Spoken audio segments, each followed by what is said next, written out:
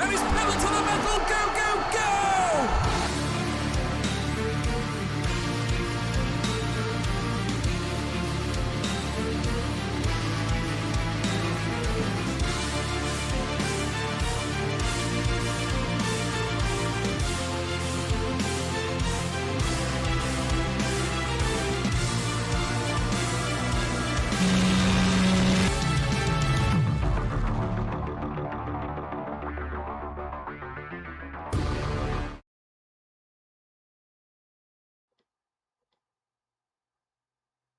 Good evening, everyone, and welcome along to PSGL. We are here tonight for F1 22. It is the PST, of course. It is F2. It is season 33. It is round 5 of the championship as we take in the Bahrain Grand Prix from the Sakhir International Circuit. My name is James Head. As you can tell, I've sorted out my hair from last week, and I am, of course, going to be taking you through the action, I should say, as lead commentator for tonight. Connell Moore, however, is away in Bournemouth, which is, I think, lucky for him rather than anything else. Joining me in the commentary box, lucky for him, it is Mr. FBR TDB, the PC manager of FBR, of course, and Timon, of course, introducing you in. It is going to be very much a fascinating night's worth of action. I hope it will be a fascinating night of action because, of course, Bahrain's always a fun track. As a bad driver myself, I used to love this track, and then this game and it's just fully died down for me. But Bahrain's always full of action. It has a lot of overtaking opportunities, but also interesting corners where you can send it unsurprisingly. So I think we should be able to get a good bunch of action tonight. And you said lucky for him, he's in Bournemouth. I don't think you should be all that lucky with it. Bournemouth? Come on. I know what is in Bournemouth. I mean, they've got the Air Festival, which is in like August and September, but that's about it. I mean, you've got to go on holiday someplace. It is the Easter holiday, so I'm sure you guys are enjoying that Easter break. It is the first day, certainly here in the UK, of things as well. Looking through, of course, the driver's standings coming into tonight in a very action-packed Austrian Grand Prix. Of course, it was Jerry who dominated the win out in front. His first point of the season, of course, the Dutchman there up into 8th position as a result of that result. Black Box in the end finished in second. In the end, Kieran picked up his second podium of the season, his second third place finish of the season as well, and he is there, of course, in third after last week in Austria. What did that do to the championship standings? Well, Lars still leads the way because he finished, of course, fourth in that race, so he leads on 44 points, with Black Box there in second on 37. A man you know well, very well, Timon is Devon in third on 30 points, with Brad is there in fourth on 24, Johan in 5th on 23, then Kieran in 6th on 22, Aries in 7th on 19, Jerry Van Bussel in 8th on 17, Ron in 9th on 14. Watch out for him, he could strike up a big of surprise tonight. Twist there in 10th as well on 7 points. Ron actually is unavailable, so literally I will just ignore what I've just said about Ron because he's actually not racing here tonight. Schumacher there in 11th on 6 points, along with Gabrielle and Nuth and Will Murdoch were all tied for 6 points actually. Ryan there in 15th on 5, then Luca Carr in 16th on 3, and Renz in 17th on 1. And he's the only other person to have picked up points so far this season. Surface Dino, Marley, Kilcree, Yabraka, Dylan, who was not racing, and Zolzo, who was a reserve. They're not racing either, and they are down at the back end of the field with 0 points to their name. Lars, of course, leading the championship time and coming into tonight. Black Box there in second after a very good result. Still anybody's game, I think, going into round 5 here in Bahrain. The season's still long. We've only had 4 rounds, so we're in 1/3 of the championship. It's only 11 rounds, but it's pretty much 1/3 of the championship so far. But what I'm seeing from all the leaders is that they have actually been very consistent, and that's always something that you need to win a championship. You can win races, but if you look at Jerry van Bussel, for example, he only got his first points last race in Austria, where he won that race with fastest lap. So you have to be consistent to really be up there because he's currently in 8th, but he has shown that he's got the pace alongside 3 other Talent Factory members in Lars, Black Box, and Brothers. They've all really shown the pace from Talent Factory and the rise that they have made as a team, and also pace-wise, it's absolutely incredible. They've got so many quick drivers, and they're also doing very well in F1. So I think that the TF drivers in my eyes are always a dangerous competitor for the win. Of course, I have to be a bit biased towards Devon, FVR, but no, I haven't really been all too much involved in the PlayStation scene there. But a name that pops out for me is ERT Kieran. I know that he has been struggling for a while to really get used to no assists, and it's for me, it's really good to see him up there. 2 times getting third in the last 2 races. It's a good trajectory he is on, and hopefully he can show that pace again in Bahrain. Yeah, hopefully so. I mean, Kieran has had a string of third place results, of course, first of all in France and then, of course, last week in Austria. And he has been a very, very good man to watch out for, I think, in terms of the actual race and in terms of his overall pace, because he has improved as the season's gone on. Lars, of course, fell by the wayside a little bit in that Austrian Grand Prix, was well behind the likes of Black Box. He got caught up, I think, in that battle for P3 at the end of the day. Looking at the constructor standings quickly, because we are getting in towards short qualifying, 18 minutes worth in length. I've got 2 standings up at the same time. There we are. Haas lead the way on 59 points, with AlphaTauri in second on 51, McLaren in third on 41, with Alfa Romeo in fourth on 36, Aston Martin in fifth on 33, then Alpine in sixth on 23, Williams seventh on 6, tied with Mercedes and Ferrari. Not sure what it is with the 6 points, to be honest, from the drivers and the constructors, but they are tied, 3 teams on 6 points, and Red Bull there in 10th on 3 points as well, with Dino and Luca Card, who either haven't shown up or they've just DNF'd out of the races so far this season. Let's have a look, though, at the track map in question here in Bahrain. 5.4 kilometres and then 3.3 mile, 15 turns away to now drivers out on track. Of course, 3 DRS zones, 1 down the start finish straight, shared with the same DRS detection point at turn number 4, and then that's the second DRS zone, and then, of course, down the old GP2 pit straight in towards turn number 11, of course, before they go out pretty much adjacent to where the sprint track actually was back in 2021. And Simon, of course, coming into tonight, Bahrain is one of these tracks that does provide some really good action out on track, and hopefully we will we expect more of the same from these guys out on track tonight, and maybe even a candidate for race of the season. It's an interesting one. You can't really say it beforehand. One thing that you can say right now is that it will be a dry race because the chances of getting rain at Bahrain are, I think, like 0.002%. I've seen a statistic on it like a year ago, but the chances are so incredibly low. So at least we will be getting a dry race, of course, Bahrain being located in a desert right here. So that is what we can expect. But our championship leader is currently out first on track, TF Lars.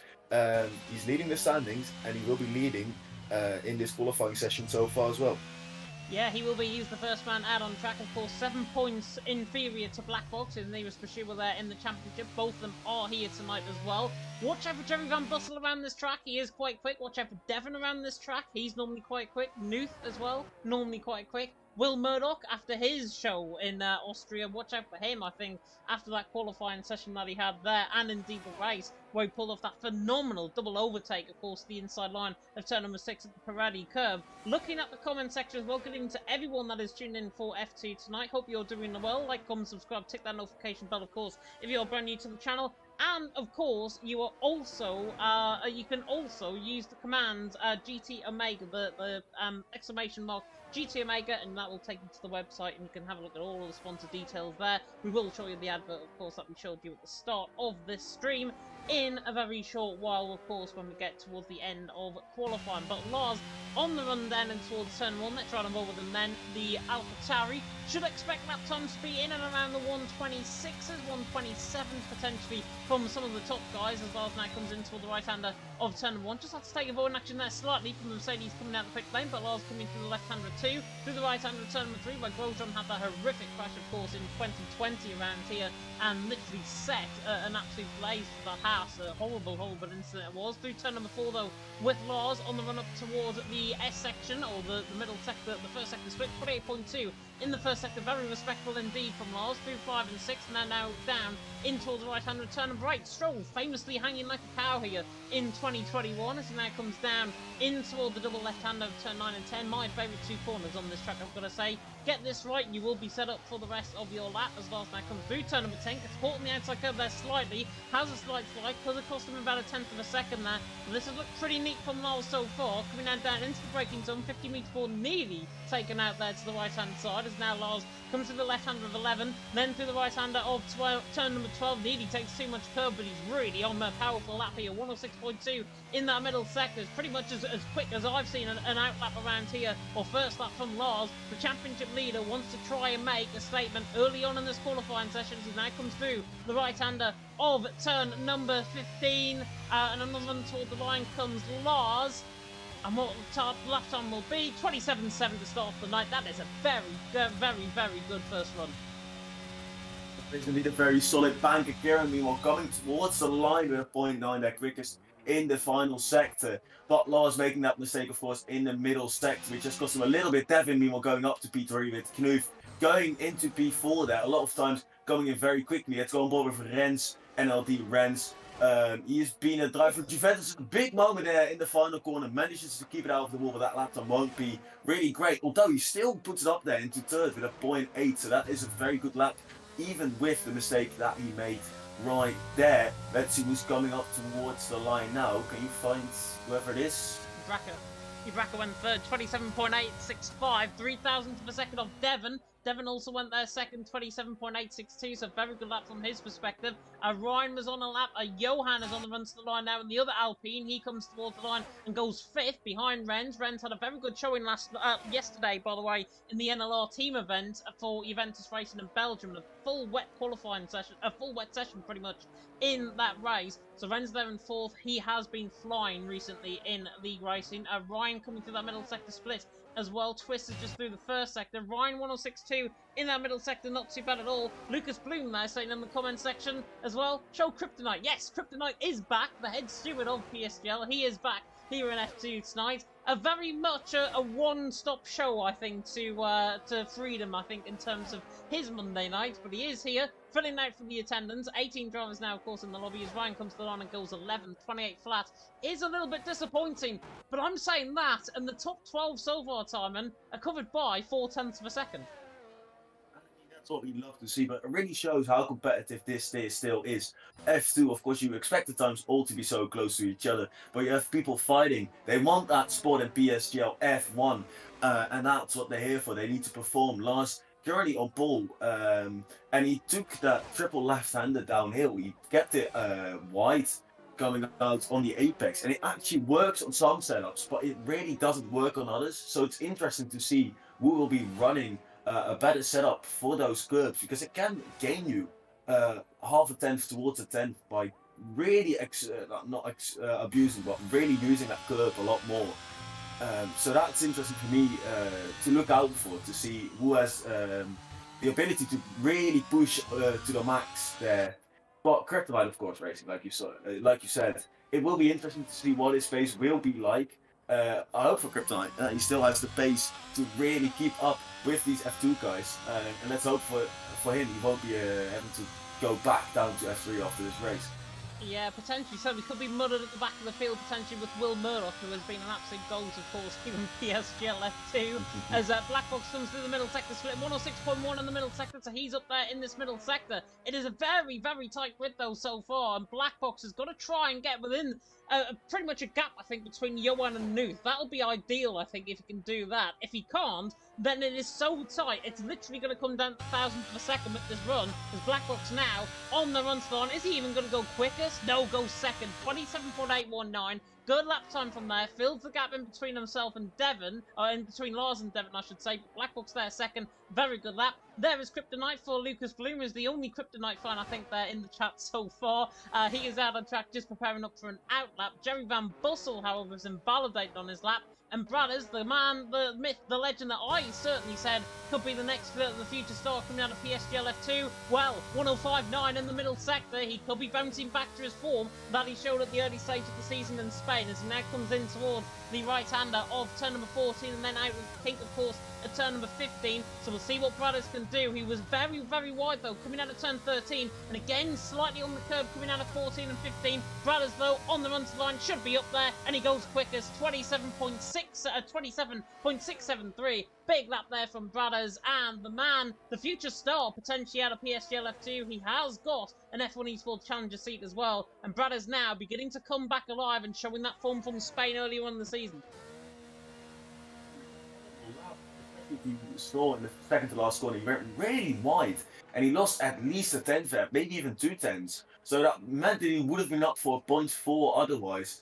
I expect the pole time to be around a 0.2, 0.3 from the looks of it, and from what I heard in the practice sessions that I have been peaking in. But you currently got a talent factory B1, B2, and B3, which they've just been showing off really, really well, like I've been saying before. Devin will be starting his lap time right now, so let's see if he can actually challenge for that top time, because he is currently the man, the only guy that really seems to be able to attack talent factory at this stage of the championship. Really clean turn 1, having to go as early on the throttle into turn 2, but don't want to go a bit too early, because then you are very likely to spin out coming towards turn number 4 now. It's a very quick corner where Perez got spun out. He went all the way down to P20 there, and he came back to win that legendary race on the Bahrain short circuit. Unfortunately, we do not have that layout in the game. Would love to see a league race there, to be fair. But let's go on board still with Devin, because he's really taking these apex as well. Feels really confident on the car. I know that you had some complaints on the setup whilst we were practicing, and I think he made a last minute setup change. But he is currently looking to be on a very good lap, James.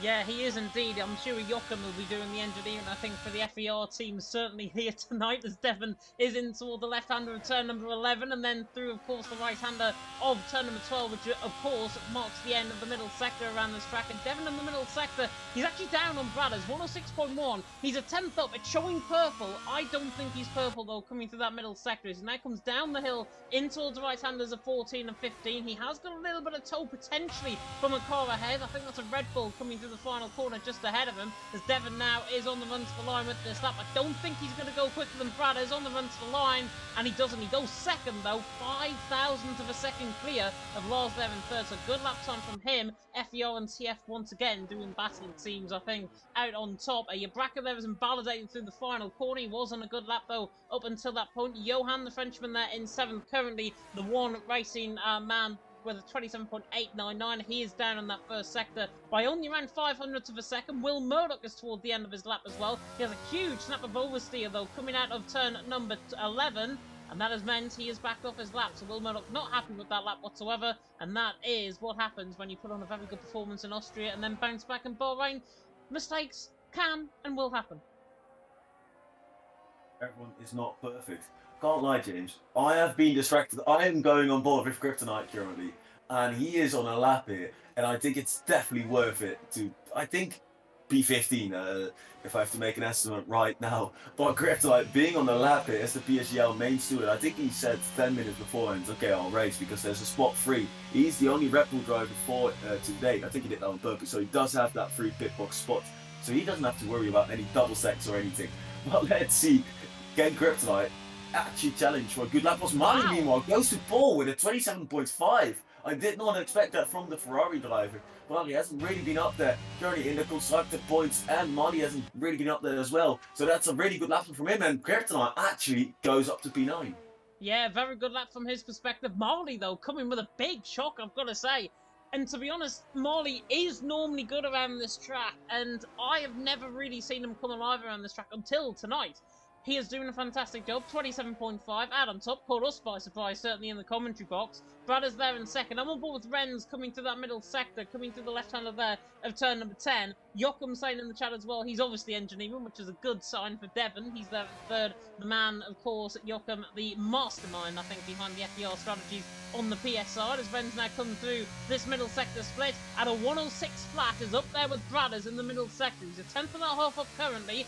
If he finds more time, which I think he's going to do, as Nuth now goes third. I did say watch out for him. 27.7 going 400th behind Bradders. Bradders, I believe, is on the lap through the first sector, but Ren's now coming through the final couple of corners. The Aventus Racing Man on the run to the line with 5.5 minutes to go and qualifying. Ren's to the line, goes second ahead of Bradders. Very, very good lap from Renz. He's certainly been coming alive in other leagues, certainly proving that tonight in PSGL. Bradders, by the way, responds 28.2. Fastest first sector out of everyone, as is a Mercedes off track, and I believe that's Will Murdoch on an outlap. Let's then see if Brett can actually continue with that purple sector 1 there. Sector 2 is the sector where you gain or lose the most amount of time. Brett indeed takes the exit of that triple left-hander really nicely and gains a nice bit of time there, but he does slightly miss the apex there in the turn after. Really want to keep as much momentum up there. He fully rides over the curb, or so good than the first one as well. He's 15,000 seconds quicker still, and then he nearly loses it, and I think he should back off the lap right there, because I doubt this will be an improvement still. Shame from Brad said, stick on board because he's clearly continuing with it. So I don't think he at least thinks he hasn't lost all that much time. But it won't surprise me if he pulls to the right into the pit lane. No, he's going to continue while he's invalidated. And he still stays out. 27.8 it would have been in the end as well. All of that time was lost from that slight snap of oversteer coming out of turn 13. And all of that time down that straight was lost. That 0.2 per second was lost there. If it wasn't, he probably would have gone quicker, if not just a little bit slower than his previous best. Black Box, by the way, is on a lap as well, and he looks like he's on a quick one, coming through the right-hander of turn number 14 and 15. In fact, I think he might be coming back into the pit lane. In fact, yeah, Black Box is indeed coming back into the pit lane, which caught me completely napping, certainly in the commentary box. Marley, though, out on top, Ren's there in second, Brad is there in third. Jerry Van Bussel there, down in 18th position. The only man to not set a lap time on the board. I think he did the same in Austria, where he was having many invalidations in the wet conditions that we had there. And he came out with a lap that absolutely sent him up the field. I think he was fourth in the end in that qualifying session. Do not discount him. He's not going to be disheartened at all with 18th. No lap time on the board. It's a very difficult track to try and get a lap time on the board.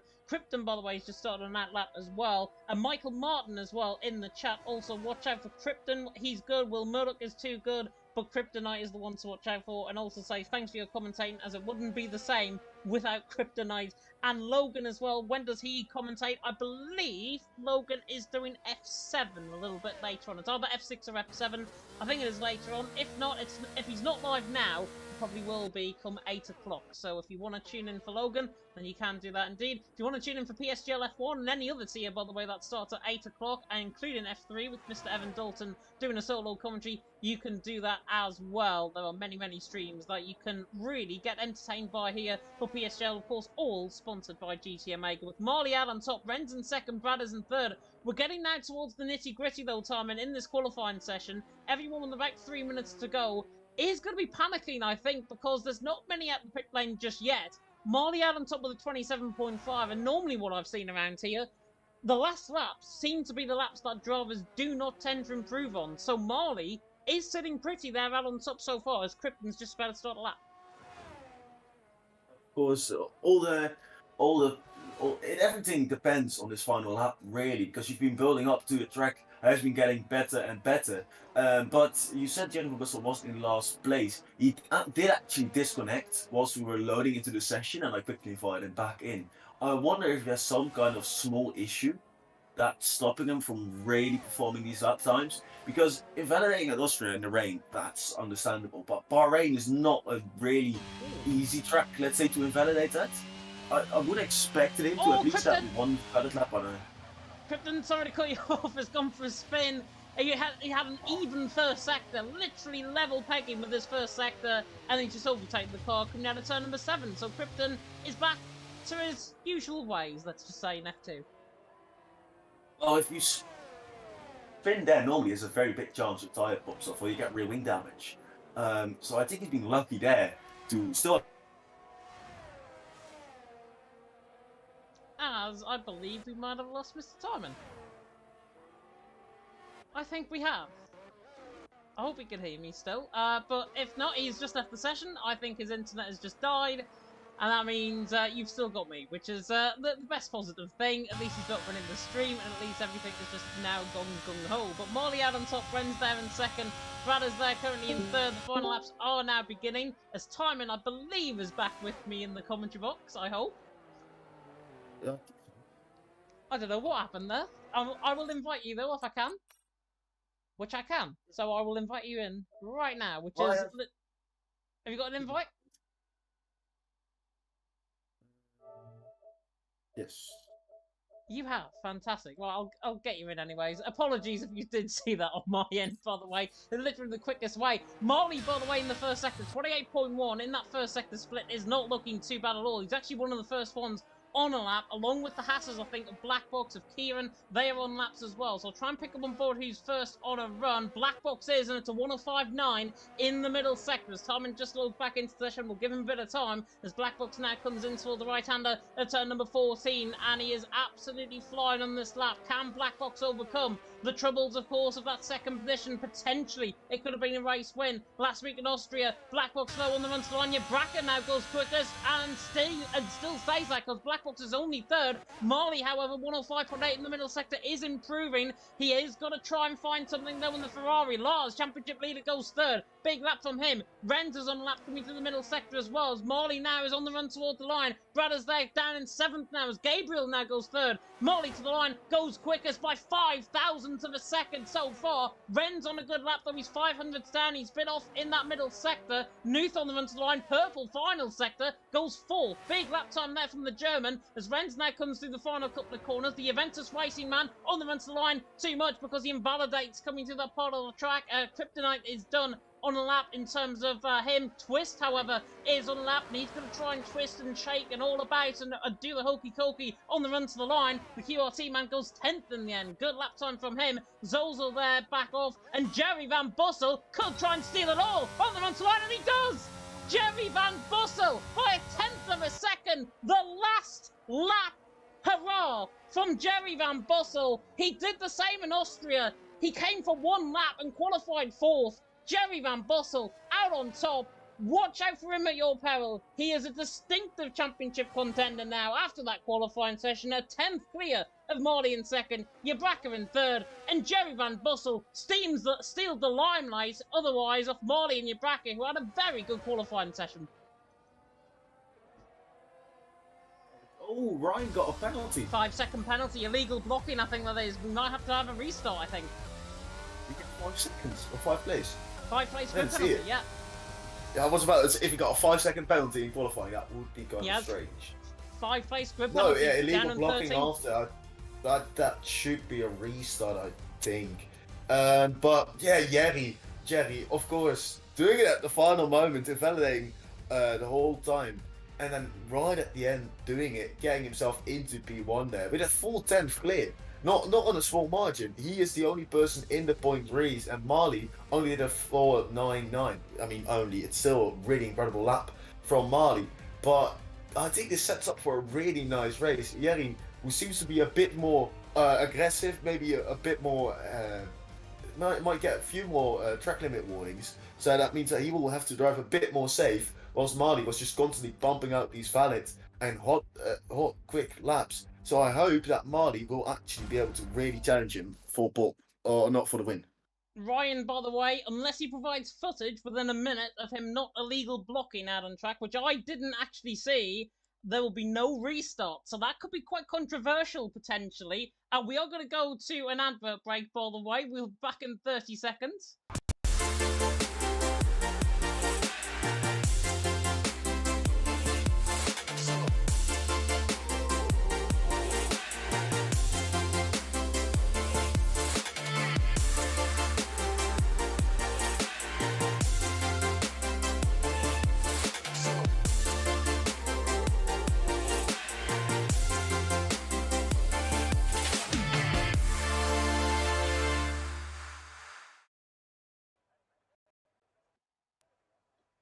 And we are back here for PSGL F2, and the controversy still continues with that Ryan 5-place grid penalty for illegal blocking. It is game controlled, unfortunately. He couldn't do a thing about it. He wasn't the one out on track. However, he has been told to give the hurry up, and there is the footage literally just come through. It looks as if the Alpine ahead of the Mercedes was actually blocking. So it was an Alpine ahead of Ryan that was actually blocking. So that was either, I believe, Renz or Johan. I think it might be Johan that has blocked him. And if that is the case, then we are going to have a restart. If not, there will not be a restart, and then we'll get going. Krypton, though, is the man to provide us with that information. I've got the chat literally hooked up. If you want to, of course, get involved in the comment section about your top 3, you can. You can get involved, of course, with using, of course, the YouTube comments function, and, of course, looking at our sponsors as well by using the commands on the stream. We have been told that we are going to go for a restart, which is perfect, and that means we can actually leave the lobby, and what I can do as well is bring back up the driver's standings while we do everything in the background that we shouldn't be showing on the stream. And after that qualifying session, though, Tarman, out on top, Jerry Van Bussel, he came alive in Austria last week in wet conditions. This man can not only do it in the dry, but he can do it in the wet, as proven last week. now proven in the dry in qualifying. He set himself up for potential good start to the race here. Yeah, but I don't think wet weather is something that we really have to worry about because, like I said before, it is Bahrain, so I don't expect it to rain at all. We would have definitely heard from it earlier if it was going to be raining. But Jerry, it's a very good lap from him. Point three, it is what I was expecting. Point two, point three. It's a very good lap time from him, and he came alive in Austria. So let's see if he can carry on that momentum that he brought from Austria. But before that. Don't forget, he had 3 races in a row where he did not score a single point. So I think for Jerry, it's a bit of hit or miss so far. Yeah, it should be a bit hit and miss as well. I've just informed the comment section, by the way, if you are just tuning into the stream. At this point, I'm wondering, why on earth is there no live stream at this stage? We are live, but there's no action out on track at this stage because we are having a restart because of illegal blocking. It was an Alpine that was blocking Ryan in the end that was found to be guilty. So, unfortunately for Ryan, well, fortunately for everyone, we're going to be having a restart. Unfortunately for Ryan to pick up that 5-place squad penalty, of course, that is already removed in terms of what we're going to see in terms of the restarted lobby. I am going to check my invites. We have already got an invite from Mr. QRT Twist, which I think is fantastic. Everyone can join. Tom, do you have an invite, or do I have to send you one? Be nice if I got an invite indeed. I will send you an invite in. Everyone should just be able to join through the chat that's in on the PS side. So if you are one of the drivers that's in there, please join and don't change your setup because I know what you're like.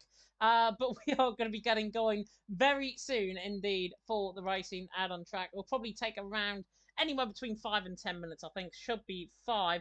LRB saying in the chat as well, is it raining in the race? No, I don't think it is going to rain in the race. It's Bahrain. There's about a 1% chance of rain, as Timon mentioned a little bit earlier on. I think you likened it to 0.002%, which I think is probably more beneficial around here than a 1% advantage, of course.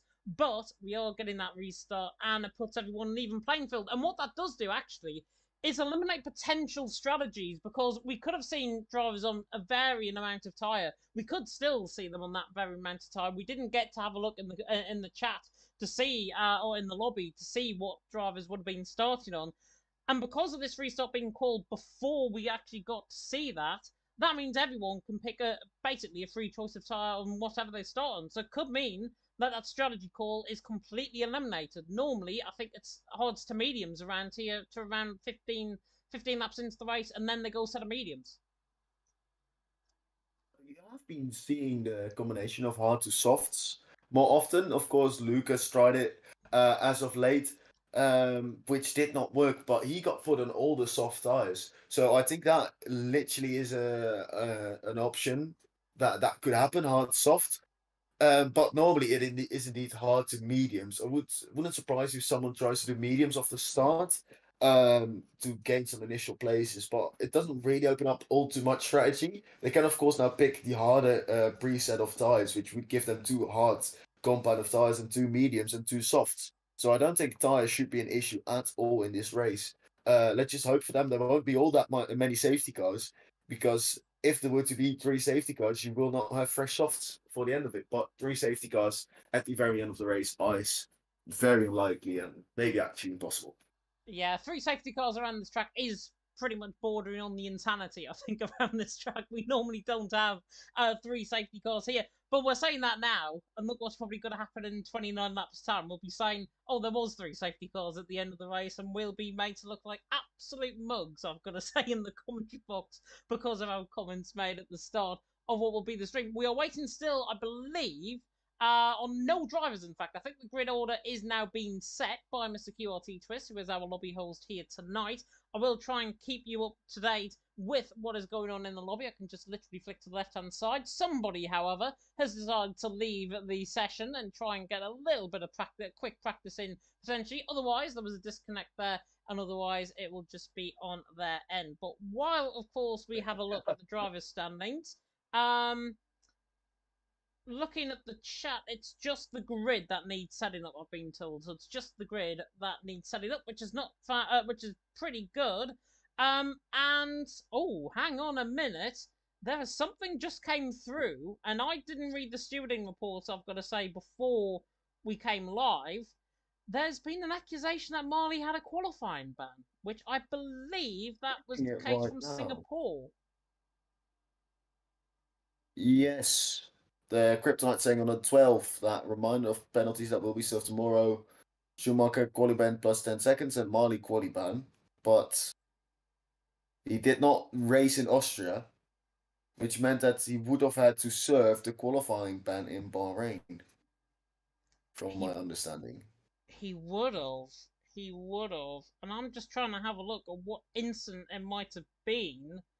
Um, with because I can't see it in the stewards' reports actually. Oh, there we are. In There's that. announcements, it is. In Yeah. announcements, okay. Yeah, there it is. I've got it in the stewards' report. It was actually from Spain, round one of the championship, and it was an incident between Gabriel and Marley. Lap 17, turns 4 to turn 8, 3 license points to Marley, and a qualifying ban to serve on their next event. And their next event, obviously, is here tonight because he is, I don't think, attended the. I'm looking at the. Yeah, he has not. Oh, he actually has. I wonder if he served it in France potentially, his qualifying ban. But Kryptonite said on the 12th, which is after France, that Mali has a qualifying ban to serve tomorrow. If you open the F2 announcements chat. But I'm, So I'm, I'm now going to have a look at France and see if he was actually there and see if he retired out of qualifying. Let's have a look. We should. I'm literally getting the stream up just to double check this. What we can say though is drivers are in the lobby. They are just setting up the grid order still at this stage. And no, Marley served his qualifying ban up in France. He served his qualifying ban up in France. I'm very confused as to why Kryptonite said that Mali had a qualifying ban to serve, but it's interesting. No, he served it in France. I'm looking at the stream. I can see his 4 minutes into qualifying. His name's greyed out, hasn't set a lap time, and yeah, he served his qualifying ban in France. So that's pretty much it. That's it sorted. So he doesn't have a qualifying ban. He was allowed to qualify, and he qualified obviously in second behind who was the GOAT of qualifying at the end of the day, and that was Mr. Jerry Van Bussel. What we can tell you though is we are getting onto track very soon indeed. 29 laps, of course, wait now with drivers out on track. Timon coming into tonight. Jerry Van Bussel out on top in that qualifying session. What are we going to see in terms of the potential racing out on track? I mean, it's difficult to, of course, predict the race of someone and what will happen because there are countless possibilities. But I can, of course, make a prediction and then at the end of the race look back at how wrong I got that prediction. I mean that's what we do really. From the pace that I have been seeing, Jerry, of course, putting in a very quick qualifying lap. But he's really been on and off. So for me, it's either Jerry will win this race, get P2, or he will DNF. For me, there's no real in between there. But I'm expecting just this race to be a really long DRS train, and really all the action to happen after the safety car period. And I think only then we can really make a good prediction on what will happen or what won't. But I think you want my podium prediction. Right now, I would say Jerry wins it. I will say Breda's got seconds and Devon gets third. Interesting. McLaren 1-2, perhaps. So that will be I interesting. think they will be able to work really well together at the end.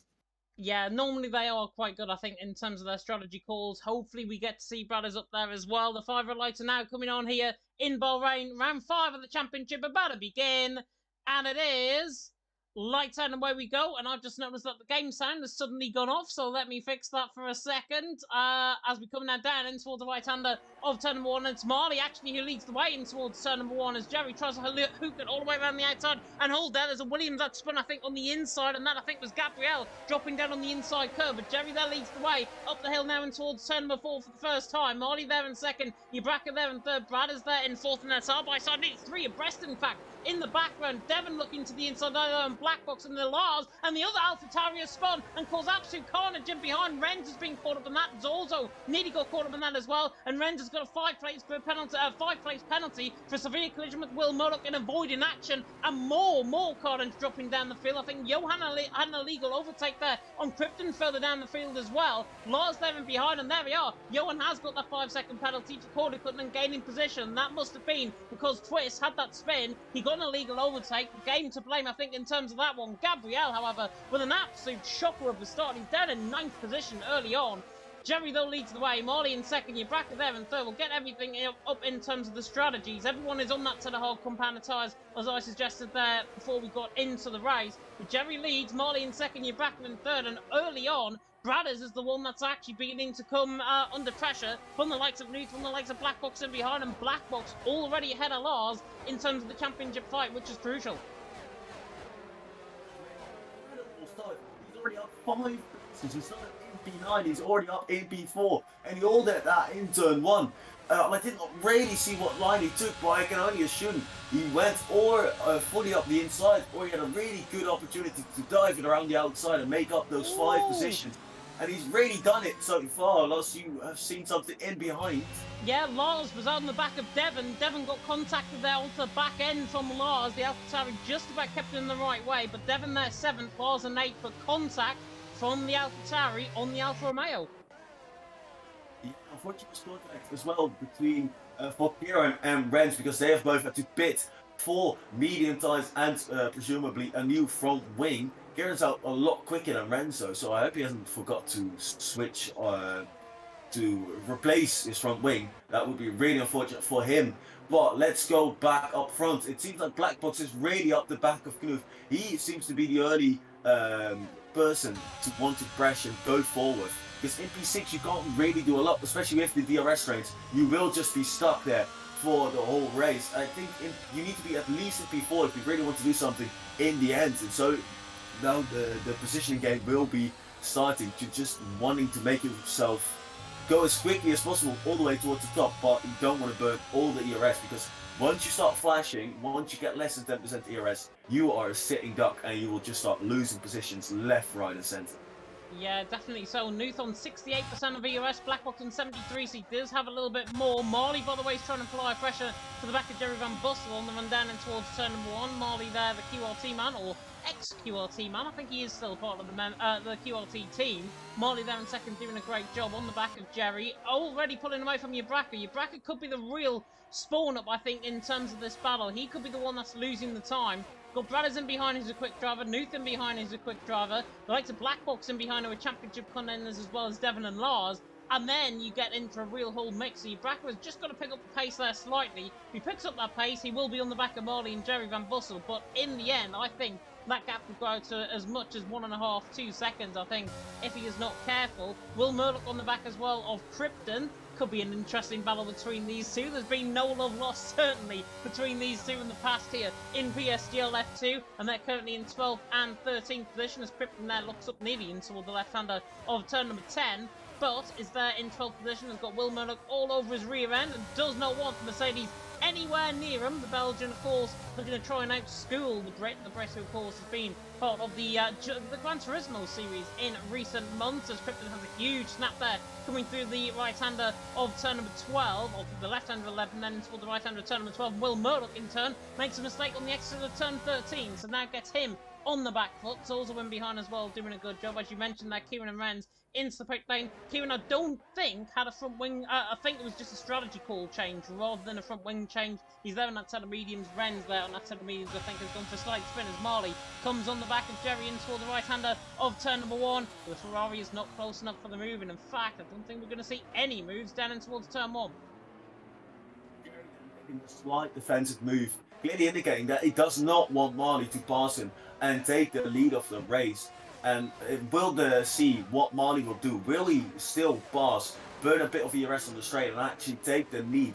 Or will he just stick in behind? Because P2 is not a bad place to be in, but that means that you have to defend your second place position for 25 laps and you have to endure all the strategy calls. Speaking of strategy calls, I don't think Kieran pitting so early was a strategy call, because if you want to go for mediums that early, I don't think it's ideal. You want to be doing then medium after this, but he's lost 28 seconds, so it's kind of been just a regular stop. It must have been to fix a front wing or something else. Yeah. I think it was further up in the train. Ren's obviously got caught in that instance, so you might be right there. I think Kieran there in 17th. I think Ren's in turn, I think, has made a mistake somewhere.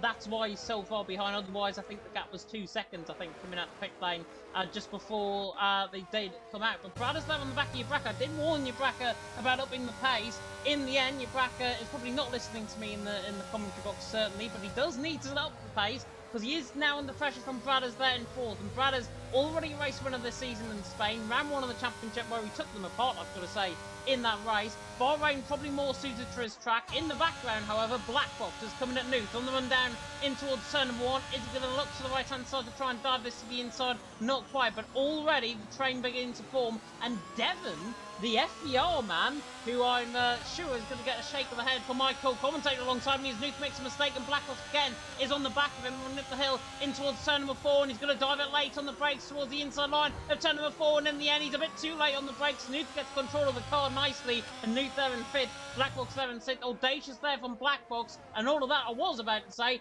Devon was outside of DRS range there. All of that as Aries is up on the curb there from Zolzo in the back. My word, that was close for him for a spin. Aries there in 15th, doing a good job. Zolzo there just forcing him up on the curb there slightly. But Devon, I was literally about to say, he was dropping out 1.2 seconds on Black Box. And then Nuke made a mistake, Black Box dived, and Devon's now back within a second. Yeah, multiple people now who've been really close to dropping out of the DRS zone. Will Murdoch is currently the closest person to dropping out of it. He only has 6% of battery, and he's on 9/10 of the car ahead. And he does have Kryptonite behind him. He must be shaking like crazy. But he just has to push on right here, just to get back in the DRS. Because if you lose DRS here, it will be incredible. The time loss will be very, very big, and you won't be able to easily catch back up to the train, especially if you just have to match the train off of the leaders. But he is lucky, Will, because Johan barely has any ERS as well, and he's nearly blinking as well. So Will Murdoch does still have a chance. But Gabriel was earlier, he nearly dropped out of the DRS. He's still on 9/10 currently, and the latest one was Devin nearly dropping out of it, but because of the fight, he got back in. Yeah, and Ryan all of a sudden's on the back of Gabriel, and Gabriel, he dropped so many positions after that turn 1 spin, and now Ryan's under pressurising him in towards turn number 4, and that is how you put a driver under pressure. Into turn number 4, the Williams has gone way too deep. Now they're side by side, coming through the exit of the first sector, and Ryan gets the job done very easily indeed. Gabriel, I think, just let him go. They're now both outside of a second of DRS range to Lars ahead, who is the championship leader, of course, but that was easy from Ryan's perspective. Gabriel could have put up more of a fight. I don't think he's got much fight in him at this stage, the NLR man, and Ryan made light work, actually, and he's into 9th. There's a lot more fight in him than you might see, because Gabriel's still on 50% ERS. Ryan's only on 14, so Ryan now has to burn his full battery to try to get back, but he's not really burning anything. So just as we're on raw pace to get back in, the gap is 1.2 now. So it will depend on how much battery he will spend in this final sector right here on this straight. 1.1 the gap is now. He's going to fully drain the battery to try and get back in, but I don't think it's going to be enough. Let's see, because going through the final corner, he's not done it. That's the first big gap and yeah, loss of DRS that we're going to see here. And between P8 and P9, that's a pretty wild place to lose the DRS train in. And Devin, once again, outside of the DRS range, but that's because Black Box is really, really close up the back of Knuf. Black Box wants to make a move on Knuf. He's just unable to find this gap to do it. Yeah, honestly, I think if Black Box takes a wider line coming out of turn number 10, I think down towards turn number 11 is a potential possibility, because that is a DRS zone as well. So watch out for Black Box around this part of the lap. He's got to try and juice and dive towards the inside line there. He nearly goes. We'll turn the timing tower off on the left-hand side. You're just missing none of the action at this stage. We're one ball with Black Box on the back of Nuke. Nuke there in 5th. Black Box there in 6th. He just needs to take the wider line. If he takes the wider line and gets caught on the curb, he's going to be sent off wide. So therefore, he didn't take the curb that time around. And he's not close enough. I think it's the final sector, though. He really excels at the Talent Factory, man. And he's there on the back of the TF10, man. Of course, Talent Factory and TF10 being two of the best teams, I've got to say, on the PS platform, of course, coming second and third best to FBR. FBR there in 7th, of course, with Devon running behind in this battle as well. Lars, the championship leader, and 8th at this stage. I wasn't saying that, by the way, in terms of having my full commentator alongside me in the commentary box whatsoever. But Jerry Van Bussel leading the way for Marley in 2nd, and now Twist picks up a 3-second penalty, but Bradders is on the back of Yabraka, and Yabraka has not got much pace, I've got to say, within this train. Once Bradders disposes of him, which I don't think is going to be this lap around, once Bradders does dispose of him, it should be very, very light work, and I think Yabraka will struggle to try and keep Bradders at bay. Really went far to the right-hand side there on the start-finish straight. He just pretty much gave Marley a bit of cooler tyres. He really helped him with that, but Jerry's still clearly indicating, you're not getting past me, mate. They're both nearly on the same amount of ERS. The whole train is pretty much on a lot of ERS, but it's only Leon, aka Knoof. I've known Knoof for a long time. I've spent, I think 2 years ago we were in the same esports team together, so yeah, got him Knoof, I might say Leon a few times. But he is on a lot lower ERS, and he's the guy that has to push right now. But Black Box is a lot quicker in this detector. If that's the case, it does mean that he will be running a lot lower downforce, easily able to gain back up on those straights on the backhand side of the circuit. But that all depends. Of course, lower wings does mean you can overtake a lot more easy. But once the new pit stops come, you will be able to get easily dropped by the DRS train, and you will be losing a lot of time there. So for in that case, it is absolutely vital to remain in the DRS train, which Ryan hasn't done. But he's still hanging on there. The gap's still only 1.1 seconds. I was expecting it to be nearly 2 seconds. Whilst I'm starting to lag a bit there, Ryan's got jumping a bit, but it seems to all stable out now.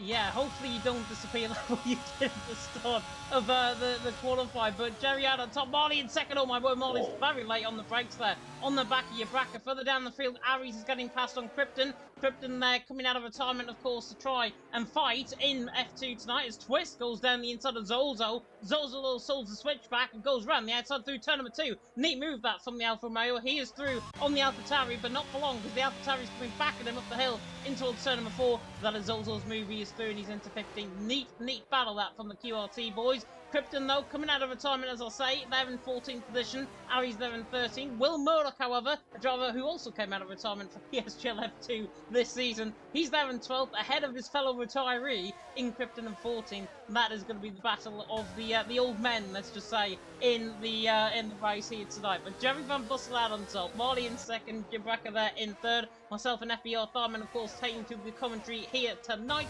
Mr. Connell is away in Bournemouth, unfortunately. Richie said, I think, earlier on, do not diss Bournemouth in the comment section. I will never do such a thing.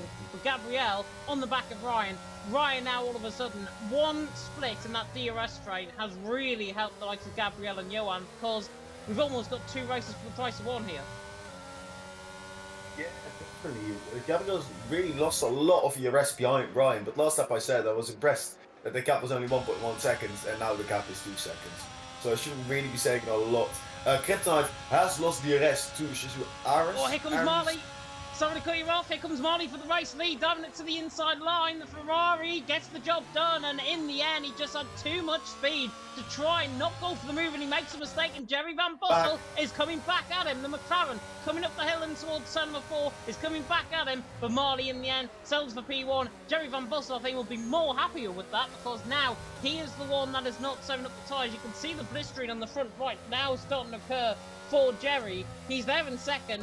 I think that is perfect from a Jerry Van Bussel perspective, because Marley now can set the pace. He has to go harder on those tyres. Jerry Van Bussel can just sit there and just relax. Jerry did not use any ERS on the 2nd DRS straight to try and get back past Marley. He allowed Marley to take the lead right there. Jerry able to gain more ERS behind another competitor. Marley will be on a bit less ERS because of that.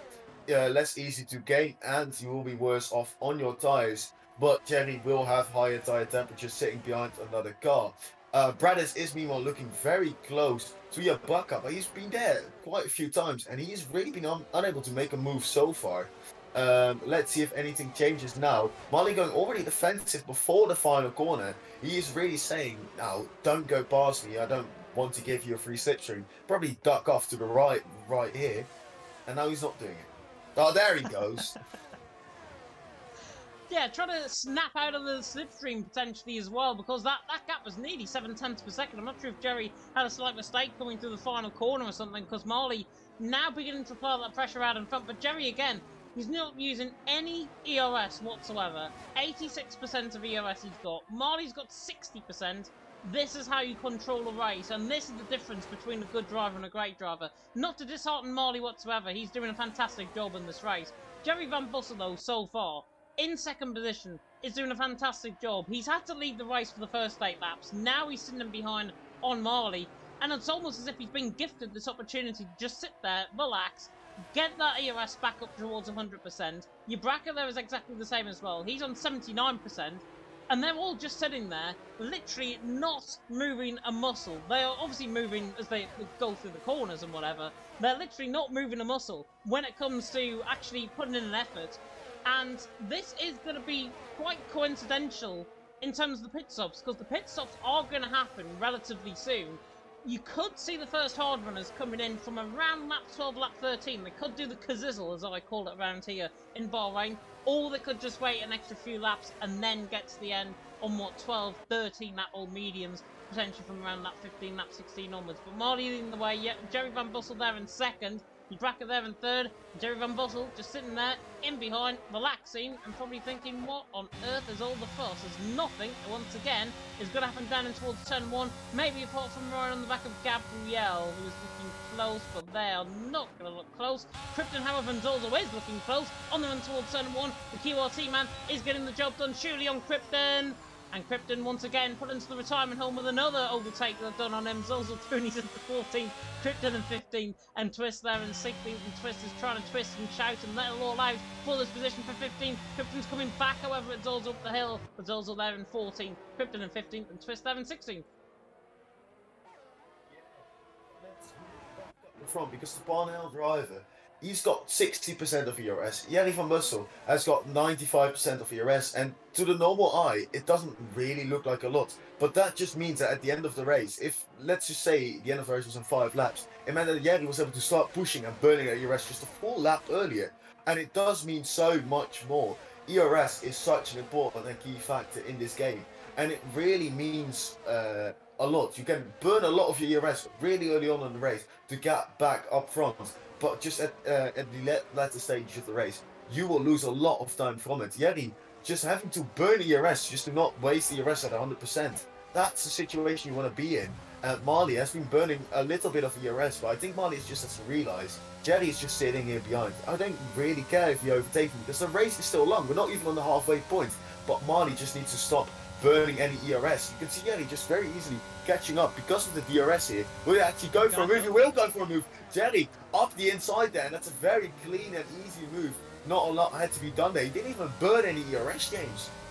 Didn't, and Jerry had to ideally be forced into the move there. It's exactly what Marley did on the same lap that he took Jerry. And Jerry now in the lead of the race. Marley there in second, doing a fantastic job. Will Murdoch, by the way, is getting the elbows out on Ryan in towards turn number 4 and gets the job done. But Ryan switches back underneath him. The two Mercedes are going to go side by side. We've seen this before here in Bahrain, Rosberg and Hamilton. But in the end, Will Murdoch is still in 10th position. Black Box is trying to desperately get through on Nuth. And I'll tell you what, around the outside of turn number 9, if he pulls this off, he's a miracle worker. And he is. Black Box through and he's into 5th. Nuth must have made a mistake though, or there was a dive bomb or something into turn number 8, which forced that. Black Box through and he's into 5th. No need for Black Box recovery here from him. He's up to 5th. Nuth there in 6th, and Twist and Krypton are getting caught in each other in behind as well. Twist there in 14th, Krypton there in 15th to Twist back through.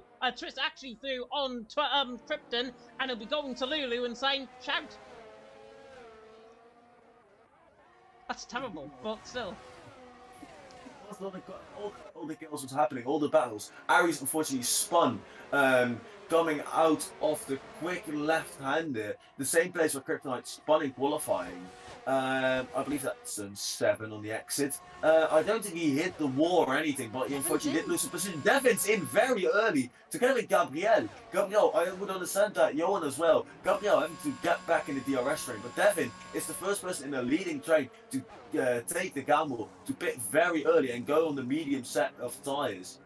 This is around the time where we were expecting pit stops, so I am expecting a lot of drivers to get in the pit lane on the next lap. If you want to do soft, you have to at least extend it, by the way, to lap 21, 22. So if we see someone going out for a longer time, expect them to go on the soft compound of tyre and hope and gamble for a later safety car. But there's not been a lot of crashes, a lot of incidents yet. But this lap time will be really important for Devin, having to warm up the tyres as quickly as possible and absolutely send it, push on those medium tyres and make up as many positions as possible. Jochen there, is he cooking with his strategy or will he overcook the strategy? No, that's exactly what I was thinking. You just literally took the words right out of my mouth, because that's what I was thinking. And about to ask you, in fact, is Jochen beginning to cook a strategy here from the FER man's perspective? Devin there in 14th, doing a good job. He's on that set of mediums, and he is quicker, of course, than everyone else ahead of him out on track. However, he has got to be reliant on people responding onto him in a couple of laps' time. If that is the case, he's going to perform a miracle undercut, and he could get ahead of the likes of Ubraka, the likes of Bradders. If anybody out of this train comes into the pit lane, which they are, Nuth is the one into the pit lane, and he's the only one to come in the pit. So that now splits Black Box and Lars between each other. Now a second the gap. Well, Murdoch's also into the pit lane as well.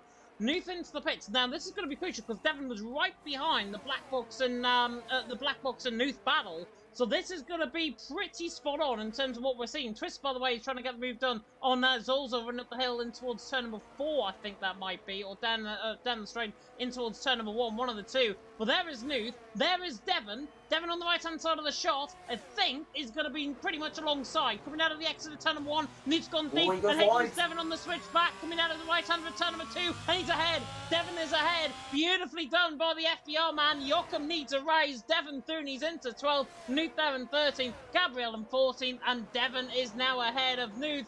But Joachim, at what cost? 0.5 of a second he's gaining now over Nuth, but at 3% battery. Around 60% of his battery just on that one lap alone. He was absolutely pushing like crazy, but he does have the tire temperature. Knuth is now outside of the 1 second range because you don't have any temperature in these tires, and this is where you can really burn off the ERS. I think Knuth will do that as well, but the main thing we need to look at, Devin got Knuth already on the pit strategy. How long will the leaders stay out? Because otherwise Devin will be undercutting a lot of drivers here. Jerry van Bassel will be staying out, Marley staying out. Both McLarens are staying out though, more importantly. They can't double sack. So that means one of the two are either continuing, or both double sacking, which is very unlikely. That means that at least one driver has to continue all the way up towards lap 18. Yeah, and that is a shame, of course, from the McLaren's perspective, because they're there first and fourth position. If I was in Bradders' shoes, I'd be coming in the pit lane right now, because Black Box is in the pit lane, coming on the exit of the pit. This is going to be close, by the way, between Devin and Black Box, and they're side by side, coming out of the pit lane. Black Box there on the inside line is just going to hold the line, and he's going to hold Devin in behind, but for how long? Around the outside of turn number 2, literally a mirror complex of what we saw last lap around on Nuth has just been done to Black Box. Nuth now down in 11th.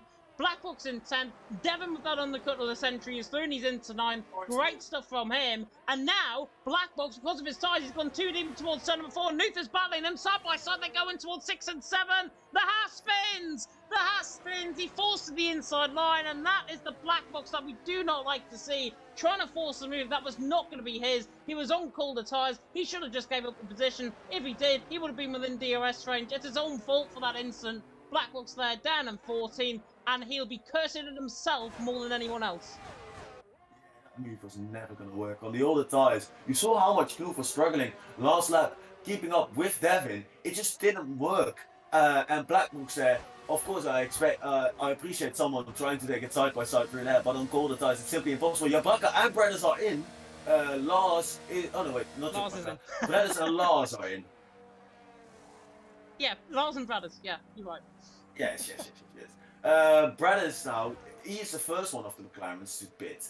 and Yari, Marley, and Yabaka are containing for a very, very long time. Let's see, where will Devon come out?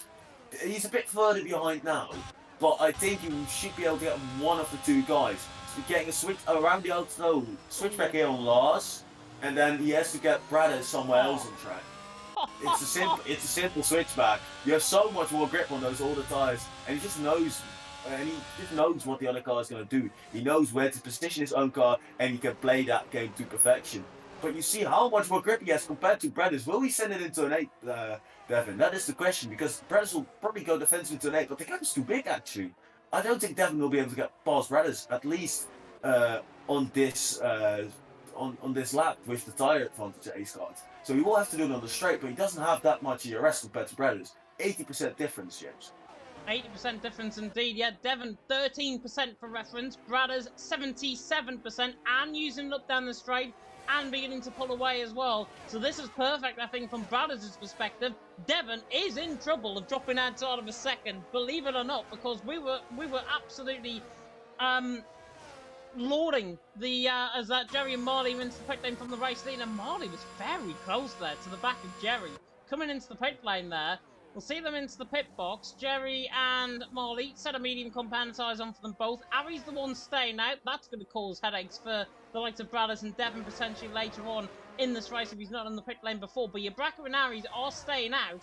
One of them, I think, is going to have to commit for a set of soft compound tyres. The other, I think, will come in this lap around and then go for the set of mediums as Brothers there is on the back of Marley, who I think nearly spun coming out the pit lane there. Brothers there in third, Devon there in fourth, is still within DRS range, but here comes Brothers on the back of Marley, and this is for a net P2. Ferrari against McLaren, run up the hill and towards turn number 4, there's a yellow flag in sector 1, and that's a Mercedes, I think, of Will Murdoch that round, and Brothers tries to go all the way around the outside of Marley, but it doesn't work, and now Devon all of a sudden is going to gain two positions for the price of one. You buy one, you get one free. Devon through, he's into fourth. Devon there, Marley there in fifth, and Marley, I wonder if he's backing up Brothers. I think Lars is now in this party, and Lars is now trying to get a move. I wonder if Marley's got a little bit of damage potentially of coming off worse in that battle, trying to defend off Brothers in the end. But Lars there in fifth, now up to a net P3. Marley and Brothers trying to loop it around the outside. He got his angle wrong on the exit. I think he caught a bump, and that's why he got forced pretty much into the side of Marley, and that is unfortunate from both perspectives.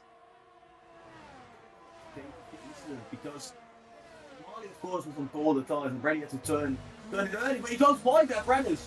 And he's in the gravel. Oh my god. Oh.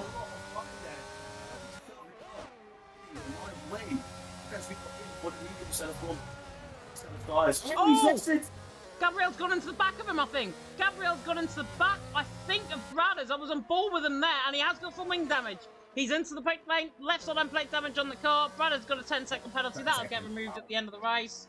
But he's in the pits, no front wing, and Brothers completely and utterly rear-ended there from Gabriel. Gabriel retires in the pit lane. Brothers is probably saying, well, if you're going to retire, I'm going to retire out this race as well. That's unfair, I think, on both perspectives. Didn't deserve that whatsoever.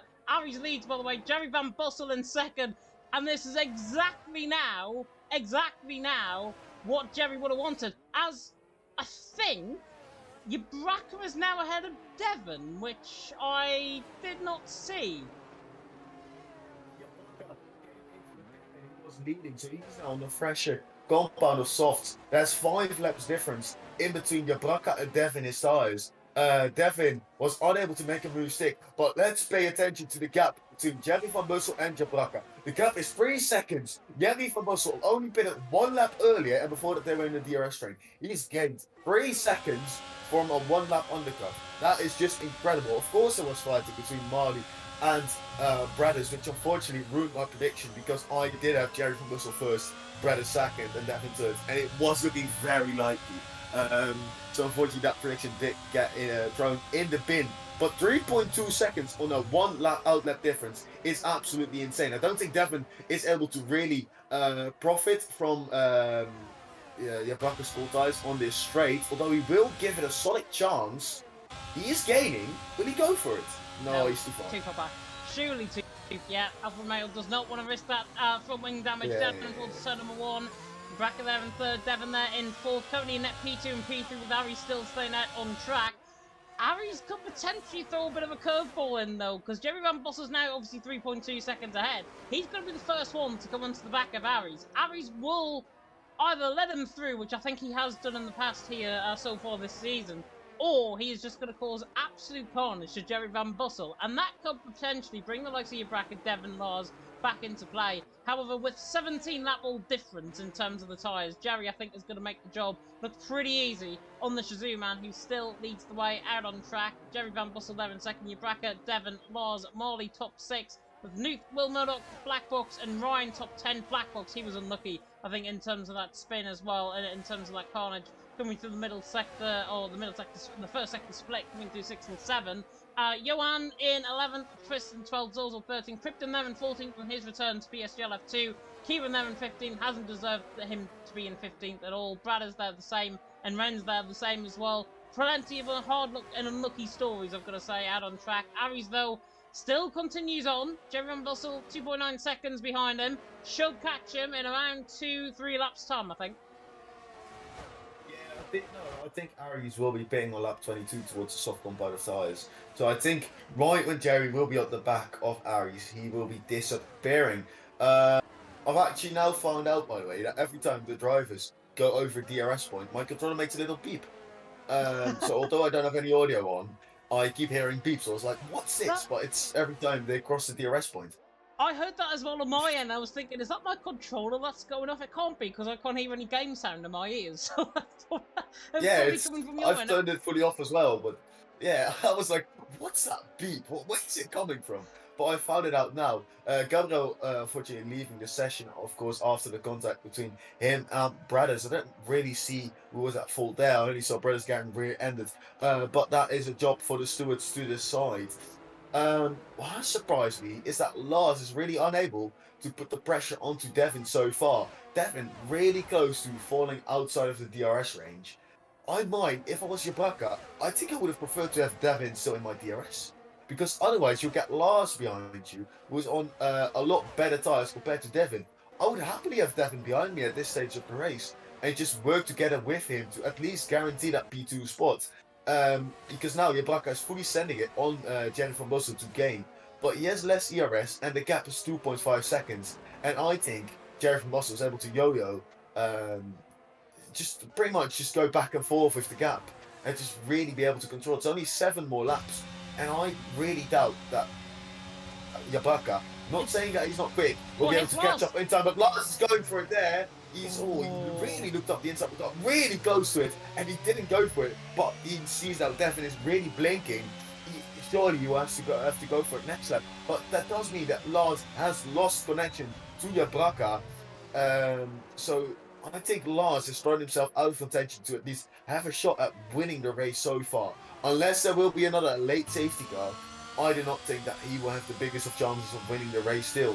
It's, for me, up between Jerry or Yabaka, but I can put a lot of money on Jerry winning it right now. Yeah, what I can say with definition is we haven't had a VSC or a safety car this race, and it doesn't look like we're going to get one anytime soon. Famous last words, though, from me, if we do get one in a little bit. But Lars there in 5th, on the back of Devon. Marley seems to be the quicker one, I think, out of these 3. Nuth there is just hanging on for grim life, I think, the other Ferrari. Doing a good job there in 7th, as Black Box is through on Will Murdoch in towards turn 11. Nice job there from the TF man through on Will Murdoch. He is through and he's into that 8th position. But Lars now on the back of Devon. He's almost either going to be forced into the move by Marley, or he's going to force himself into the move, because he looks so quick down the straight compared to Devon.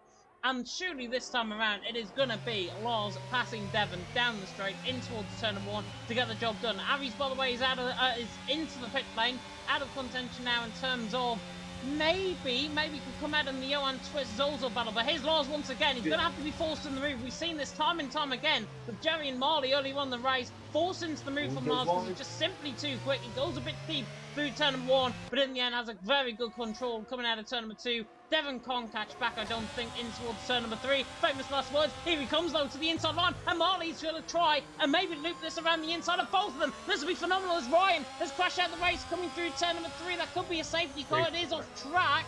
so might not be, but Devon is Thurney's into 4th and Marley. Great battle there. Nuth there in 6th as well, but Lars Thurney's into 3rd, Devon Thurney's down into 4th, and now Marley is down into 5th position, and Marley, who was looking like the quickest out of the front 3, now has to try and get past on Devon.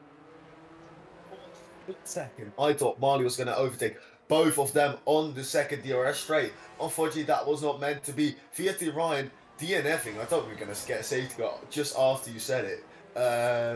But luckily, it wasn't even a virtual safety car, which has made it very interesting. Also, like I said, Aries, just when Jerry was knocking at his door, he decided to hop into the pit lane. He's on the soft compound of tyres now, which means he will probably get the fastest lap. So in that case, it is fairly a decent strategy because he wasn't going to get a lot of points anyway. So he's at least going to get 1 point for the fastest lap. But the current big battle is Marley because he is on the ERS, he is burning it, and he will be at least making the move for Devin. But can he go all the way? Can he get last as well? He is burning, he is going for it. Too wide, maybe no. Devin's able to go around the outside, really break there. Loz goes deep. Loz went deep in the background, forced Devon off track, and now Marley is up into 4th, and Devon will not be happy with that whatsoever. It's fairness in driving, and I mean, to be fair, Loz was late on the brakes, and Nuth has a huge moment on the bump there, coming in behind on camera shot. He's there in 6th position, doing a good job, but Lars, my word, absolute crucial move, I think, for Marley to get the job done on Devon. Devon, though, in the end, he's probably looking at Marley and thinking, you could have just sent it to the inside on a turn 1, and then I would have let you have the position. Devon didn't want that. He wanted to try and stick something in there to try and give him the fight, front wing at least. And Devon there in 5th, now behind Marley. He's got to be caught wanting as well with Nuth in behind. Marley, Devon, I don't think they'll get reported, but then again, there are better ways to try and get a move done, even though it is an off-camber corner. So really, that's all up for the stewards. Jablaka has not really made up any grounds compared to Jerry, but he has now got the ERS advantage. That does mean that Jablaka has a slight pace advantage over Jerry, but the gap is now 4 seconds between Jablaka and Lars. Lars should have taken a chance when he had it to stick with Jablaka, but unfortunately that was not meant to be. Marley had 40% of ERS and he's now fully down where he's flashing again on the straights. This means that maybe he could have played it better, but he had 2 opportunities to go for the lead, and indeed Aris going for the fastest lap. But it's all a waiting game now. Drivers want to save up as much ERS as possible in the train that decides the last podium spot. James, who do you think will take third? I was going to say Kryptonite, but he's down in 12th position. So I was running on board with him there. Oh, and he just picked up a 3-second penalty. As soon as I say his name, something happened. I was about to say he was going to be Krypton on the back of Zolzo because he was looking very close down the straight. But Zolzo there in 11th, Krypton there in 12th. He picks up a 3-second penalty. I'm going into the retirement. And he goes wide. Alongside, as he goes wide as well. And Krypton, it's all beginning to fall apart, I think, for the Red Bull. Down in 12th. He's done a stunning job, though, I think, on his return to PSGL F2. Jerry Van Bossel leading the way. Bracco, I think, has been the real underdog in this race. He's there in 2nd. And if you were pushing me for a 3rd, I am going to say Devon. And I'll tell you why. I think Marley and Lars are going to have a bit of contact final 2 laps of the race, and Devon can just sweep on by and just try and get them both. And that's if he stays there within a second. If he does, he's going to be there or thereabouts. Marley and Lars are obviously going to be quicker than him, but I think if there's contact ahead, Devon will get 3rd. This definitely isn't a lot all the tires. He's doing 4 lap all the tires compared to Marley, 3 lap all the tires compared to Lars. Someone who will not be taking P3 probably will be Knuth because he is dropped outside of the DRS range on the train, and he needs to watch out for Black Box. Black Box has got an incredible pace. He got spun, or he spun himself out. That's up for the stewards to decide. But he has been really coming back. Overtook Will Murdoch. The gap is between them two already 2 seconds. The gap was 3.6 seconds last time I checked, and it's now 2.5 seconds. It wouldn't surprise me if Black Box will be able to catch up to Knuth before the end of the race. It's only 3 more laps. They both do not have any ERS, so that is definitely something that could happen. But I think we can't really keep our eyes off of the fight for 3rd place right now. Lars, Marley, and Devon, who will be taking P3. Yeah, Devon's beginning to gain as well. It's almost as if his tyres have got a second life in them now. Has that second life, though, came a little bit too early. If it was on the penultimate lap of the race, then I could say they're going to get to the end quite comfortably. But now, Nuth is beginning to come back into this. He was outside of a second. Now 9/10, Nuth's using up that ERS, and now he's back in control within this DRS train as well. Yes, he's on the back, but there is a yellow flag, and that is the McLaren of Bradders that is round. Coming to the right-hander there of turn number 8, or just before turn number 8, in fact.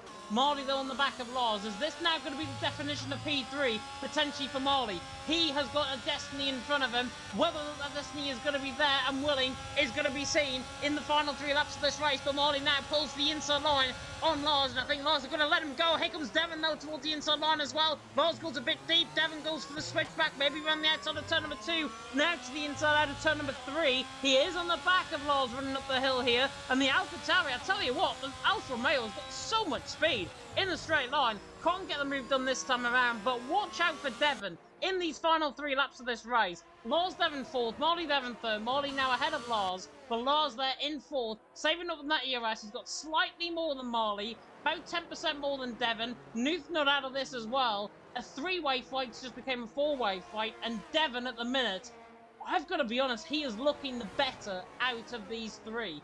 As is another yellow flag, and that's Kryptonite round. Krypton! Oh, that is disappointing. I was going to make a joke about the Stewart's outcomes, but let's not do that. You could say his race went. Oh, hang on. I'm going to think it through in my head. I'll come back to me on that. Okay.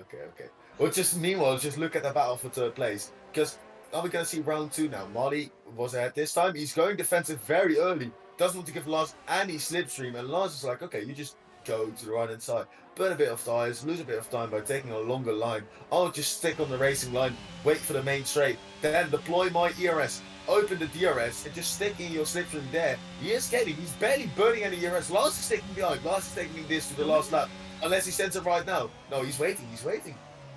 He is waiting in towards turn number 1. Yeah, you could say Krypton's race has just gone completely Krypton and it's blown up right in front of his eyes, but they're in 13th, doing a good job. Ari's there on the back of Zoldo.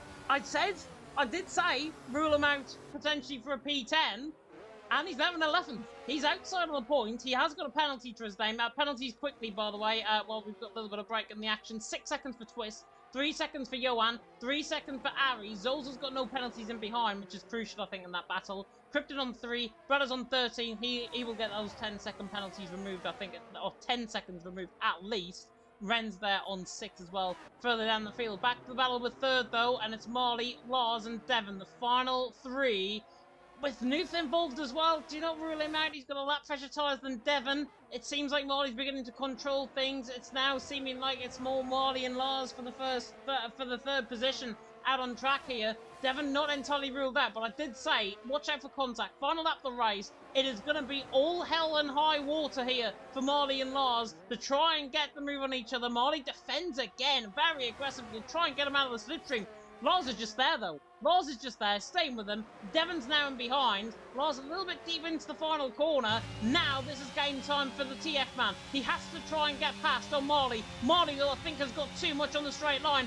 Running down towards turn 1. Lars is going to have to commit this. Maybe to dummy to the inside line. He goes around the outside in the end. Marley, though, defends like an absolute lion. Perfect defensive driving in towards turn number 1. And Marley holds on for now. Gets a quicker exit. And now Lars is put on the back foot. Lars has got to save EOS now for the entirety of this final lap. Marley, though, into 3rd, and he's defending like an absolute superhuman at this stage.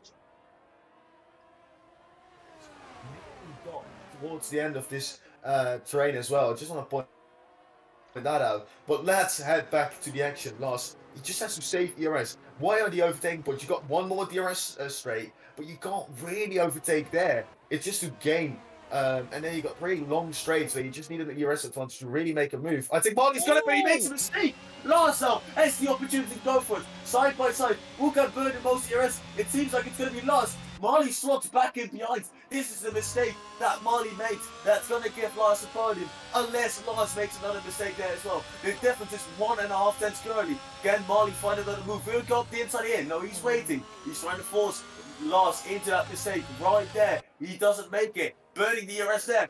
Lars is going defensive. Meanwhile, Jerry is winning. Your Braka will be in P2, and you can't keep our eyes on this because this is an incredible battle. But I think Lars will take it. He doesn't make any mistakes on the exit. Lars will be taking P3 right here in front of Marley with Devin P5, Knoof in P6, Black Box. At the end, he got a hold of that DRS train. Unfortunately, it was too late there to really make any moves. Will Murdoch in P8, beating the battle team, him and Kryptonite. Aries in P9, no, it's also in P9. Aries in P10 after penalties. Then you got Johan, Twist, Kryptonite, and Bradders, Renz, and Kieran probably, unless something dramatically happens to those guys who are very far back. Bradders is on the back of Krypton, actually. I'm on board with this, and Bradders is looking to try and send Krypton back into the retirement home if he gets this move done on the back of him, but in the end I think Krypton, just on the fresher tires, is going to get the move for 13th, and he now comes out the final corner. Bradders slipping slide out the final corner. Krypton there in 13th, Bradders there in 14th, does a full 360 coming across the line as well. He had those 10-second penalties, and of course they will be removed. At least 10 seconds of that will be removed, which will put him 8 tenths away from the back of Krypton. Ren's there in 15th. Kieran, by the way, is going for a fastest lap attempt. He was purple in the middle sector, so he's going to try and steal that fastest lap of the race from currently, who holds it? It is Renz, the man ahead of him, who has just gone 6 tenths slower than his previous best. 29.241 to beat. Kieran now on the front line. It's easily going to be beat. Kieran to the line. 28.1, I think that made that out. So Kieran gets the fastest lap. He gets an extra point, but of course if it's out the top 10, he doesn't pick up that point. So Kieran will not pick up that fastest lap point because he's not inside of the top 10. Aries gets through the day, all of the England fans. Yeah, to be fair, if he came in a couple of laps earlier, he would have been 10th, I think, in that race. He did a phenomenal job, the Shazoo man. But out in the end on top is Mr. Jerry Van Bussel. 2 out of 2, it seems, this season. And as my controller's just dropped on my foot. Ow, that hurt. But Jerry Van Bussel has taken the race win, he and Timon. And like last week in Austria, he absolutely dominated. And if anybody turns around and says this man is not a championship contender now, you are wrong. He's definitely proven himself. But the main thing that he needs to do now is to keep up consistent performances. You can't go back to having 3 0-point races because then you just simply pretty much can't win a championship. Watch him do it now, win like 3 more races, and besides that just score 0 points. I did in the League of Europe, but that's a fully different league. That's not as high level as PSGL, but yeah, he just definitely proved himself to be a real contender. Jabaka really impressed me as well with his pace. Yeah, I hope we can see a lot more from Jabaka this season because we know he is a very quick driver. Of course, they are all very quick drivers. They are in PSGL F2. Let's not take that away from them. But I think we've seen a really impressive race. If we look at Driver of the Day, for a long time it was going to be Bradders if that contact wasn't made, because he drove an incredible race up until then. But I think it has to be, I think it's going to be boring, but I think it's going to be Jerry because he just had such a dominant drive. Perfect strategy, making an undercut on Jabaka, overcutting the rest, and just then being 3 seconds away the whole race from Jabaka. I think that's the perfect race for him. Yeah, definitely. So I think he absolutely excelled, I've got to say, in that race. Lars there in third. Jerry, however, needs to engineer, so we're not going to be hearing from him. I think it's WR, if I'm not mistaken, once again this week. So he is going to be engineering for that. We're going to listen to Lars. Lars has said no as well. Does anybody want to join an interview room with Mr. Timon in the chat alongside me? What we will do, though, is bring up that interview graphic, of course. We're waiting on your Bracca's response. If he says no, then we can just end the stream here. And we are going to hear from him. If you want us. If you want us, he says. So, yeah, we want him, don't we? Sure. Yeah, we want him. He can join. It'll be absolutely fine. And also, in terms of that incident with Nuth and Blackbox, by the way, Nuth has said to Blackbox, unfortunately with that contact, I've got to rewatch that, but in the situation I felt that I left enough space. Either way, it messed up both of their races, but yours even more so I just want to apologise if I did something wrong. That is sportsmanship right there, I've got to say. From them both, fantastic, I think, from Nuth to apologise to him. Blackbox there as well is going to be very, very frustrated, but in the end, he is going to be wanting a bit more revenge, of course, as we go into the final couple of rounds of the championship. Pretty much halfway stage now, actually, in the PSGLF season. If you are going to be very much filled up of cream eggs and everything like that next week, because it is Easter, of course, and it is, of course, Easter Monday next week. It is the Irish Grand National Day as well, and I couldn't think of a better Easter Monday present than Baku in Azerbaijan, round 6 of the championship. And Timon, I have had my fair share of very big races around there. Plenty of safety cars, plenty of action. What are we going to see from Azerbaijan? And is Azerbaijan going to bring revenge on the drivers rather than the drivers bring revenge on themselves? It's a street circuit where you can overtake. It's the perfect combination. You're close to the walls, you can push to the limits, but you can't over push it, and you have the opportunity to overtake. You need to line it up there. You got the beautiful castle section where you can push it really to the limit there, and just one small mistake, and you're doing a Charles Leclerc. You will end up in the wall. I personally really like Baku. Last race that I saw from Baku, it was FIR Steph doing like 3 laps on the intermediate tire, defending, only losing one position whilst the track is fully dried up. It's a lot's gonna happen at Baku. It's always a crazy race. So yeah, I hope you get a brilliant Easter present and have a really exciting race around Baku. Personally, I don't know if I'm going to be in F2 again. I think more games will be back next week. But Jabaka has joined the commentary booth. Jabaka, first of all, congratulations on your P2. Thanks. Thank you. It was it's going to be a very good race for you, of course, ending up in P2 are some really nice points. Were you hoping to get the win, or did you, once you saw Jerry drive away, did you settle for second place? The first 2 or 3 laps on the new tires, I still tried to get the win because I gained like 5/10 in the first 2 laps on him. But then I don't know if he had more EIS or if he was just driving a bit faster than before. But yeah, in the end we were equally on pace, I think, and there was nothing I could do. I pushed as hard as I could, but yeah, GG to him. He was very fast today. No chance for me. Yeah, because I can actually give you the info on the ERS spot. He started off with 10% more ERS than you, and a few laps later, you actually had more ERS. So in the beginning, you really showed that good pace. These are your first points of the season, having 1 DNF, 1 0-pointer, and 2 DNS results. Are you hoping to maintain this pace on towards other races, or is this just been a really good race and maybe a one-off performance from you? I don't know, to be honest. Bahrain is one of my favorite tracks, so it is possible that it don't go that way the next races.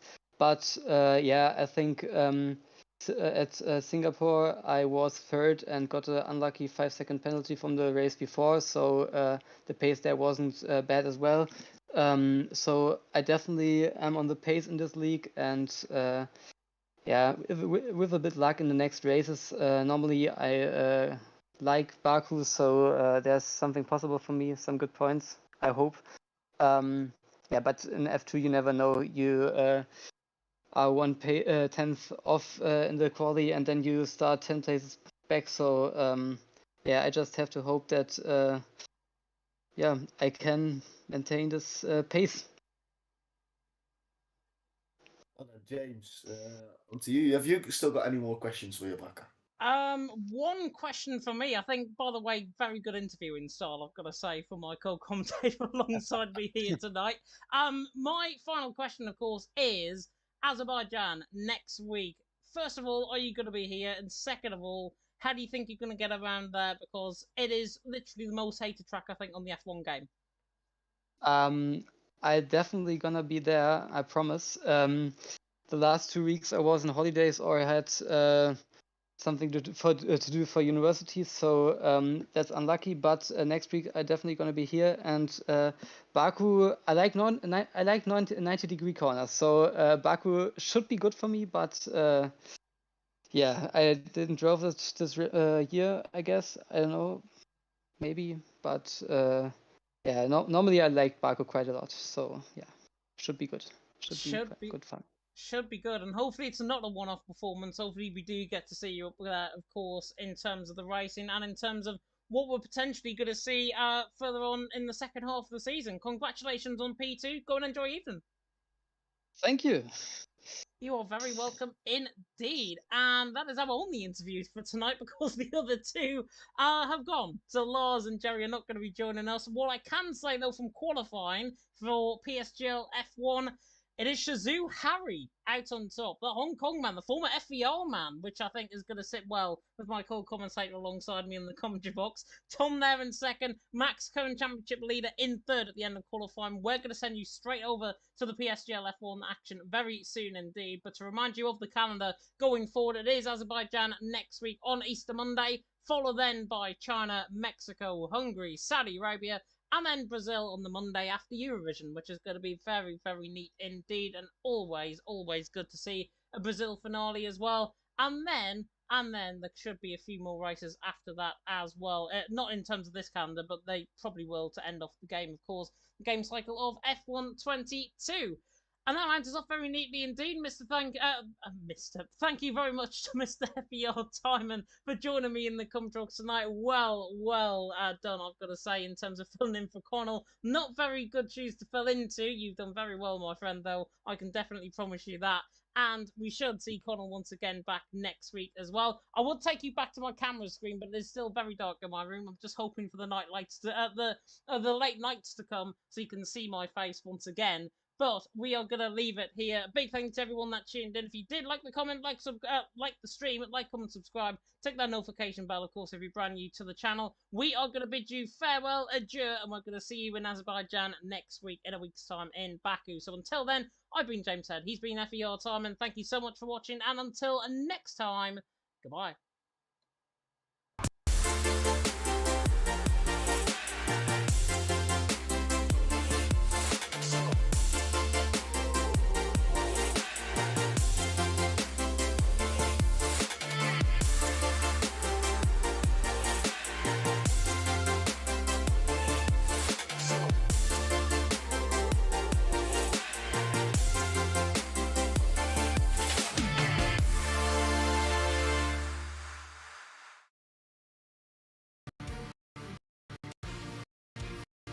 This broadcast was brought to you by GT Omega, proudly supporting PSGL.